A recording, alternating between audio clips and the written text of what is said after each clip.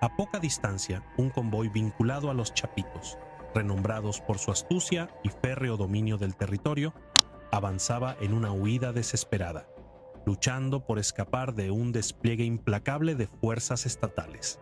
Los rostros tensos de los hombres dentro de los vehículos reflejaban una mezcla de pánico y determinación, conscientes de que el imperio, construido sobre la violencia y el narcotráfico, estaba al borde del colapso.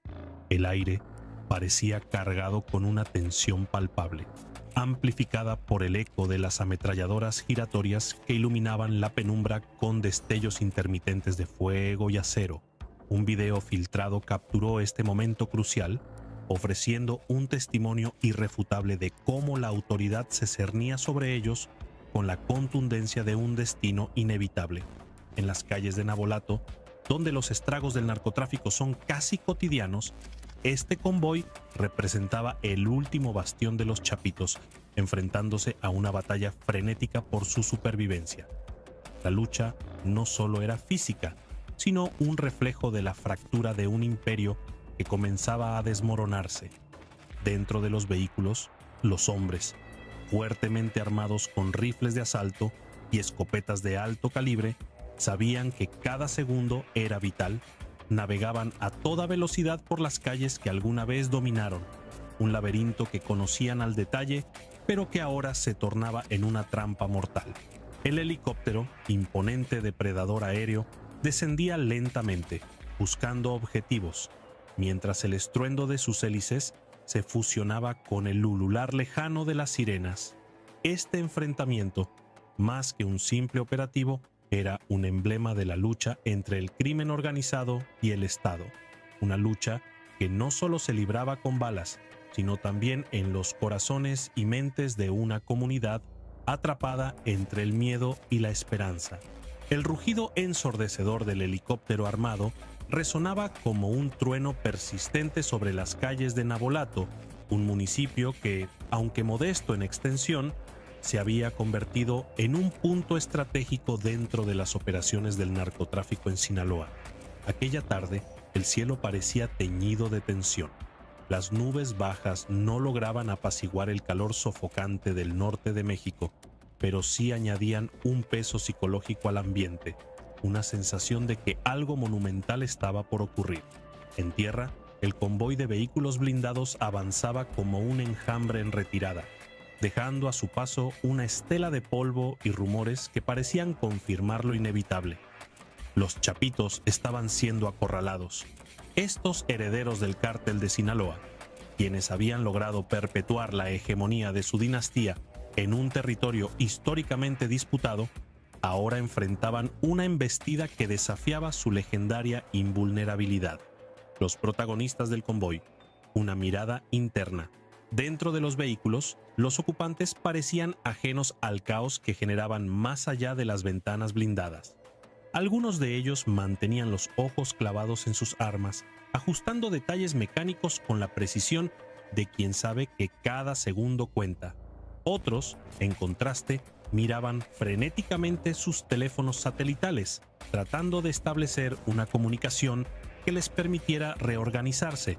El jefe del convoy, identificado por su porte autoritario y una gorra que portaba el logo de una conocida marca de lujo, mantenía la calma externa, pero su mandíbula apretada delataba la presión del momento. Cada miembro de aquel grupo sabía que estaban siendo observados desde las alturas. Los helicópteros, con su tecnología avanzada, podían captar hasta el más mínimo movimiento. Sin embargo, la verdadera amenaza no era solo el helicóptero en sí, sino lo que representaba: un despliegue militar que, en esta ocasión, no parecía dispuesto a retroceder. El despliegue aéreo y terrestre, mientras tanto, desde el helicóptero Black Hawk que dominaba los cielos, los pilotos mantenían una vigilancia constante sobre el terreno. Sus cámaras de visión térmica, capaces de detectar el calor corporal y el movimiento a través de los espesos matorrales y las sombras urbanas, ofrecían imágenes que eran transmitidas en tiempo real a un comando central. En dicho comando, a kilómetros de distancia, oficiales uniformados analizaban las imágenes con una precisión quirúrgica, decidiendo en cuestión de segundos qué unidades terrestres debían movilizarse para cortar posibles rutas de escape. El convoy, por su parte, intentaba usar su conocimiento del terreno como ventaja. Los conductores giraban bruscamente en callejones y caminos de terracería, confiando en que la familiaridad con Navolato les permitiría despistar a sus perseguidores. Enfrentamiento final, la primera explosión rompió el frágil silencio que precedía al combate. El cártel, con su característico desprecio por la autoridad, lanzó una andanada de disparos que obligó a las tropas a tomar cobertura. Los campos de maíz y los arbustos sirvieron como escudos improvisados para ambas partes, mientras la adrenalina comenzaba a dictar el ritmo de la batalla. Las balas zumbaban por el aire como avispas furiosas, arrancando hojas y levantando nubes de polvo. Uno de los sicarios, conocido como El Tío, abrió fuego con una ametralladora M60 montada en la parte trasera de un camión blindado. Su objetivo era mantener a raya a los soldados lo suficiente para permitir que el resto del grupo encontrara un camino de escape. Sin embargo, las tropas del gobierno estaban preparadas. Usando granadas de humo para reducir la visibilidad de los atacantes, comenzaron a avanzar en un movimiento de pinza que buscaba cerrar cualquier posibilidad de huida.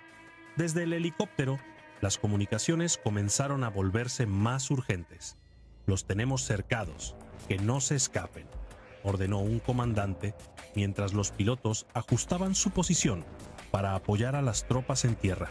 En un movimiento desesperado, el Ceja ordenó a su grupo dispersarse, cada quien por su lado.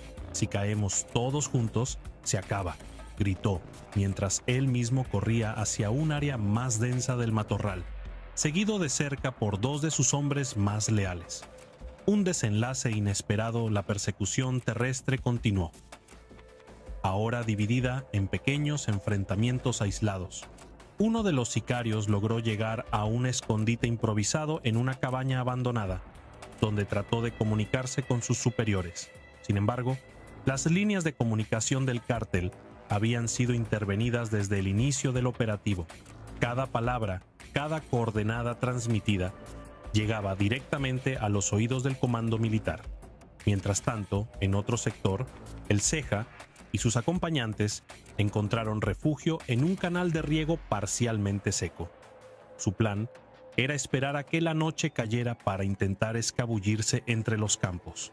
Pero la tecnología militar no tenía intenciones de darles esa ventaja. Los drones de reconocimiento, equipados con visión nocturna, ya comenzaban a desplegarse, iluminando las sombras con un resplandor espectral. Cuando finalmente el último miembro del convoy fue reducido, el silencio que quedó atrás era ensordecedor. El eco de los disparos se disipaba lentamente, dejando solo el susurro del viento entre los campos de maíz y el sonido lejano del helicóptero que regresaba a la base. El operativo había terminado, pero el impacto de aquella tarde resonaría durante mucho tiempo, no solo en Navolato, sino en todo México. Navolato, después de la tormenta, las calles del pueblo, desiertas durante el operativo, comenzaron a llenarse nuevamente. Los habitantes salían de sus casas, inspeccionando los daños y recogiendo los restos de balas y explosivos como si fueran souvenirs de una guerra que no era la suya. Algunos grababan videos y compartían historias, mientras otros simplemente se quedaban en silencio, contemplando las huellas de un conflicto que parecía no tener fin. El impacto en la comunidad. En Navolato, la calma que sucedió al operativo no trajo consuelo, sino una inquietud latente. Para los habitantes, cada enfrentamiento entre las Fuerzas Armadas y los cárteles era un recordatorio de su posición en medio de una guerra que no habían elegido. Las paredes de algunas casas, marcadas por los impactos de bala, y los vehículos abandonados en los caminos, eran ahora parte del paisaje cotidiano. El pequeño mercado central, que antes del operativo había sido un lugar bullicioso, permanecía en silencio. Los vendedores, todavía temerosos de un posible regreso de la violencia, mantenían sus puestos cerrados, mientras algunos habitantes murmuraban entre sí sobre lo ocurrido. No fue la primera vez y seguro no será la última. comentó un anciano sentado en un banco improvisado frente a su casa. Los niños, que siempre encuentran formas de procesar lo incomprensible, jugaban en la plaza central, imitando lo que habían visto o escuchado. Uno fingía ser un soldado con una rama como rifle, mientras otro representaba al malo, gritando órdenes ficticias. Para ellos, el conflicto era un espectáculo extraño, casi irreal, aunque sus padres lo vivieran con angustia y miedo.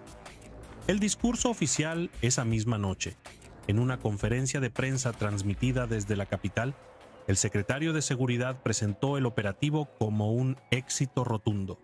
Las autoridades detallaron la captura de varios miembros del cártel, incluyendo a algunos cabecillas menores, y la incautación de armas, vehículos y dinero en efectivo. En pantalla, una mesa exhibía un arsenal de rifles de alto poder, lanzacohetes y chalecos antibalas adornados con emblemas del grupo criminal. La narrativa del día siguiente. Cuando el sol asomó entre las colinas de Navolato, los eventos de la noche anterior comenzaron a tomar forma en el imaginario colectivo. Los noticieros locales se llenaron de imágenes de vehículos calcinados, casquillos dispersos en los caminos y los testimonios de quienes habían presenciado la operación desde la seguridad de sus hogares. Fue como una película de acción, declaró un comerciante cuya tienda había permanecido cerrada todo el día. Uno no sabe si alegrarse porque atraparon a los malos o preocuparse porque esto nunca acaba. Los medios nacionales, ansiosos por cubrir un golpe contundente contra el crimen organizado, comenzaron a desmenuzar cada detalle filtrado por las autoridades. Los titulares destacaban las capturas, la cantidad de armamento asegurado y los nombres de los sicarios abatidos, pero el trasfondo era más complejo. Las imágenes de la zona, ahora un campo devastado, y los relatos de los habitantes revelaban la crudeza de un enfrentamiento que había dejado cicatrices tanto físicas como emocionales en la comunidad. El gobierno, por su parte, no perdió tiempo en atribuirse la victoria. En una conferencia de prensa, el secretario de Seguridad Pública habló con firmeza. Este operativo es un mensaje claro. No habrá refugio para quienes desafíen la ley. Estamos comprometidos a devolver la paz a las comunidades afectadas por la violencia. Sin embargo, el tono optimista del discurso no lograba ocultar las críticas que ya comenzaban a emerger. El precio de la victoria. En Navolato muchas familias despertaron con la preocupación habitual de los días posteriores a un operativo. Aunque la presencia militar traía consigo una sensación efímera de seguridad, también generaba temores entre los habitantes. Cuando ellos se van, los otros regresan, murmuró una mujer en el mercado local, refiriéndose al cártel. Y cuando lo hacen, vienen con más fuerza. Este sentimiento, compartido por muchos, hablaba de una realidad compleja. La violencia no terminaba con una captura o un decomiso. Era una red profunda que seguía ramificándose a pesar de los esfuerzos. Además, los daños materiales y psicológicos eran difíciles de ignorar.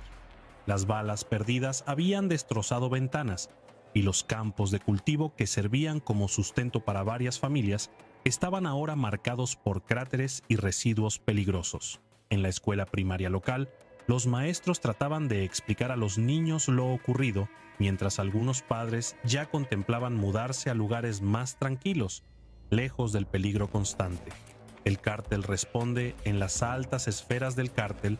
La noticia de la captura de El Ceja y su grupo generó una mezcla de indignación y sed de venganza. Para ellos, no se trataba solo de una pérdida estratégica, sino también de un golpe al prestigio que mantenía su hegemonía en la región. La reacción no se hizo esperar. Mensajes de intimidación comenzaron a circular en redes sociales, prometiendo represalias no solo contra las autoridades, sino también contra cualquier habitante que colaborara con ellas. Los líderes restantes comenzaron a reorganizarse, reasignando territorios y estableciendo nuevas estrategias para evitar futuros operativos similares. Los sicarios que lograron escapar del enfrentamiento fueron integrados a otros grupos, mientras que la jerarquía del cártel se mantuvo firme en enviar un mensaje claro: su dominio no sería fácilmente socavado. Las tensiones políticas. A nivel político, el operativo también desató una serie de consecuencias. Los detractores del gobierno aprovecharon la oportunidad para criticar el enfoque militarizado de la estrategia de seguridad, señalando que, aunque exitoso en términos tácticos, seguía dejando de lado las raíces del problema: la pobreza, la falta de oportunidades y la corrupción que permitía la proliferación del crimen organizado. Organizaciones civiles comenzaron a exigir mayor transparencia en el manejo de los operativos, así como políticas de apoyo a las comunidades afectadas por la violencia. No podemos seguir celebrando operativos como si fueran la solución final, declaró un activista en un foro público. Cada captura es importante, pero la verdadera victoria será cuando estas comunidades ya no tengan que vivir con miedo. El legado del enfrentamiento. En Navolato, las historias del enfrentamiento comenzaron a mezclarse con rumores y leyendas. Algunos hablaban de un sicario que logró escapar, ocultándose en las montañas cercanas, mientras otros aseguraban haber visto drones sobrevolando la zona días después del operativo, buscando a los pocos que habían huido. Para los habitantes, el enfrentamiento se convirtió en un recordatorio de la fragilidad de su cotidianidad, una vida marcada por la incertidumbre y la violencia intermitente. A pesar de todo, la gente intentaba seguir adelante. Los agricultores regresaron a sus campos, los niños a sus escuelas y los comerciantes a sus puestos. Sin embargo, el peso de lo ocurrido seguía presente. Cada paso en el campo, cada mirada al cielo, recordaba la fragilidad de la calma en una región atrapada entre el fuego cruzado de dos fuerzas que parecían irreconciliables. El día que Navolato ardió, una historia de sangre y poder,